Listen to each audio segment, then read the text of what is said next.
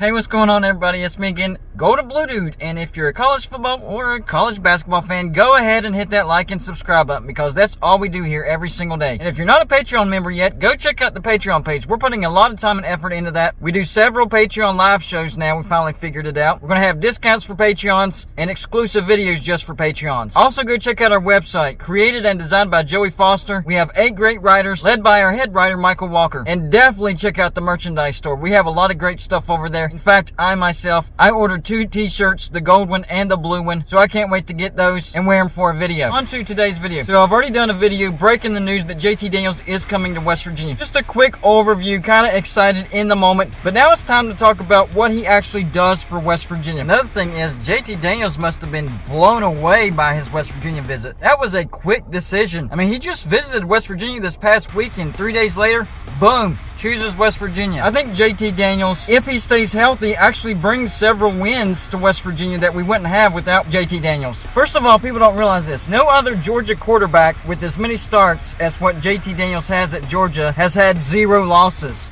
He holds that record. The dude is reliable for at least 300 yards passing every stinking game. That was rare last year for West Virginia. And for West Virginia, all 5 of our starting offensive linemen are back. That was a big deal for J.T.DANIELS. He's had a bit of an injury history. And you throw in the fact that our recovery center is top of the line. West Virginia checked both of those boxes in a big way. But I think the biggest box that we checked was Graham Harrell. J.T.DANIELS is familiar with Graham Harrell. He's familiar with his terminology. He's familiar with his play calling. And when you're looking into your last year of eligibility, you want to have a fit to where there's not that big of a learning curve, and that's exactly what West Virginia is for J.T.DANIELS. I think he saw that West Virginia had a solid running game as well. N.J. Dixon, the transfer from Clemson, and Jalen Anderson, the 4-star recruit. Also, Tony Mathis returns. So I think we'll have a solid running game that will be able to back up J.T.DANIELS and the passing game. I know West Virginia was hit hard by the transfer portal. Winston Wright, our leading receiver, headed out to Florida State, but we still have Bryce Ford-Wheaton. And Caden Prather, man, that dude is the guy that you're going to have to look out for in 2022. So he saw that we also had weapons.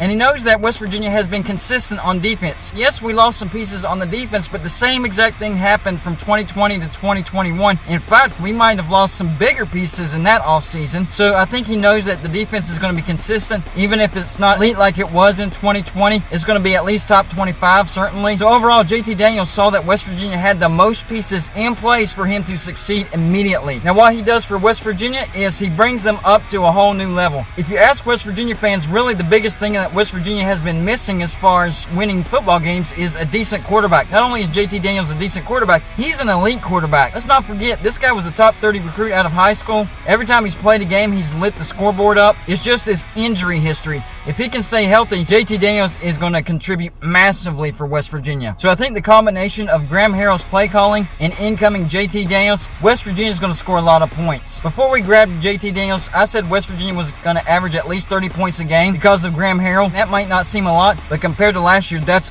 a lot. With J.T.DANIELS, we could average 35 to 40 points per game. That's how big a deal this is. Let's look at West Virginia's schedule real quick. We start off the year at Pitt. You know, I had West Virginia with about a 50-50 shot of beating Pitt on the road in that first game. Now with J.T.DANIELS, I would go 75-25. Yeah, you heard me right, 75-25. I know Pitt returns a lot of starters, but they did lose their starting quarterback, Kenny Pickett. And I know they have Keaton Slovis. But guess who we have? We have Graham Harrell. He's the guy that knows the guy. He knows Keaton Slovis' weaknesses and his strengths. So Graham Harrell not only will help the offense, he might be able to help the defense in the Pitt game. I like our chances on the road. And it makes me feel a little bit more at ease about the bet that I have with Talkis Pitt. If somehow, some way, Pitt were able to pull one out their rear end, I have to wear a Pitt jersey on one of my videos. But when West Virginia beats Pitt, he has to sing Country Roads, and I get to record him singing it. After the road trip to Pitt, we get Kansas at home. That's a win. Then we get Townsend at home. That's a win. On the road to Virginia Tech, I think that's a win now for sure. I think that's more of a win than the road trip to Pitt. So I think West Virginia has an excellent shot of going 4-0 now. After that, on the road to Texas. Texas looked terrible last year. How much better will they be this year? I'm not sure. But West Virginia will be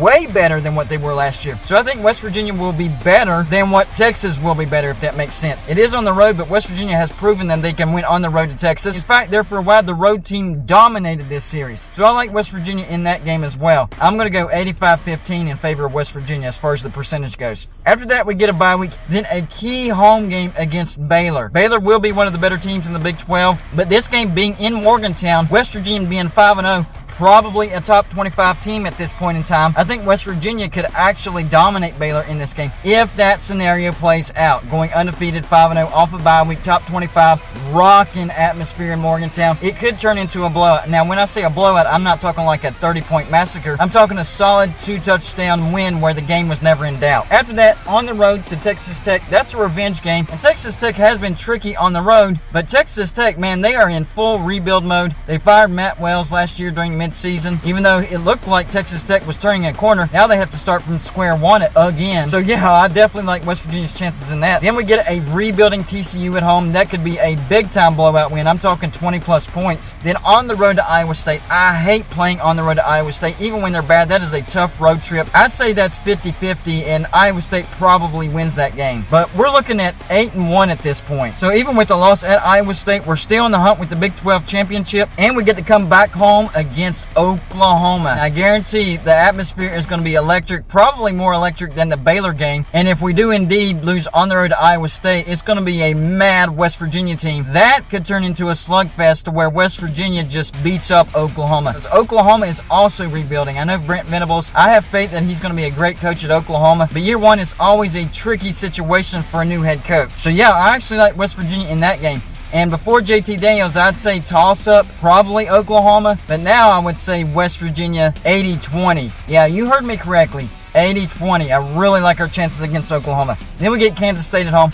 That should be a fairly easy win, although I do think Kansas State will be a better team. And it's been a pretty close rivalry, and yes, I will use the term rivalry. That's been a back-and-forth affair. But it is in Morgantown. I think that's an easy win. And then finally, a road trip to Oklahoma State. And yeah, that could be our second loss. Could be. However, I'm leaning more in the favor of splitting those road trips between Iowa State and Oklahoma State. Win one, lose one. And that's an 11-1 season. Oh, Golden Blue Dude, you're crazy. We just went 6-7. Listen, 4 of our 6 losses last year were 50-50 football games. You flip 2 of those, that's 8-4. You flip all 4 of those, and that's a 10-2 season. We have a better team this year. We have a better schedule, easier schedule, except for the non-conference. It's a little more tougher, I'll admit that. But I think West Virginia is a better team than Pitt and Virginia Tech right now. So yeah, 11-1 is not out of reach. 10-2, very, very doable. In fact, now a disappointing season might be 8-4, whereas then before that, a disappointing season would be 6-6, and a good season headed in the right direction was 8-4. Now I'm saying 8-4 would be disappointing. 10-win season is what I'm looking at, and 11-1 is definitely doable headed into the Big 12 championship. That's right.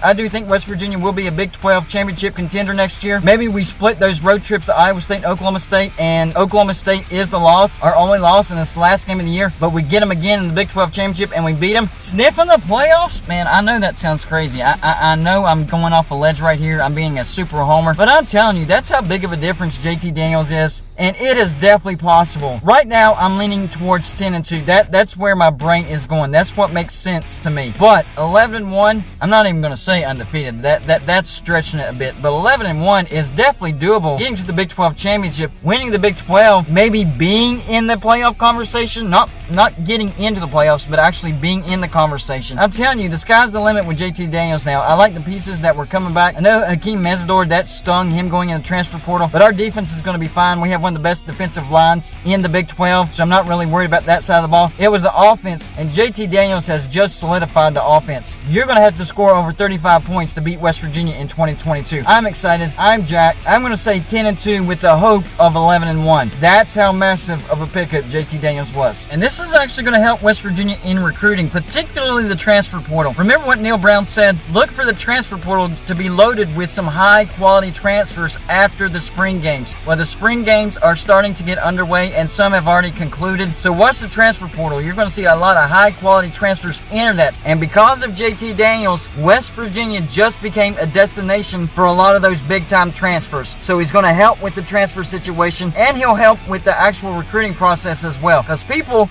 man, they're going to want to come to West Virginia now. This was a big-time deal for West Virginia in so many ways. Y'all let me know in the comments section how much off the deep end I just went, or if you think I might actually be right on this. I'm definitely looking forward to your comments on this one. That's all I got for you for this show. Like and subscribe if you haven't already, and I'll see you on my next show.